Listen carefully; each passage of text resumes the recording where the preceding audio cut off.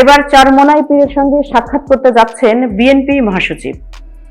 এবার ইসলামী আন্দোলন বাংলাদেশের আমির ও চরমোনাই পীর সৈয়দ মোহাম্মদ রেজাউল করিমের সঙ্গে সাক্ষাৎ করতে যাচ্ছেন বিএনপির মহাসচিব মির্জা ফখরুল ইসলাম আলমগীর। সোমবার 27শে জানুয়ারি দুপুর 12টায় রাজধানীর পুরানা পল্টনের নোয়াখালী টাওয়ারে ইসলামী আন্দোলনের কার্যালয়ে তাদের এই বৈঠক হবে। রোববার ইসলামী আন্দোলনের পক্ষ থেকে গণমাধ্যমে পাঠানো এক সংবাদ বিজ্ঞপ্তিতে এ তথ্য জানানো হয়েছে। গত 21শে জানুয়ারি জামায়াতে ইসলামীর আমির ডক্টর শফিকুর রহমান বরিশালে চরমোনাই পীরের দরবারে গিয়ে তার সঙ্গে সাক্ষাৎ করেন।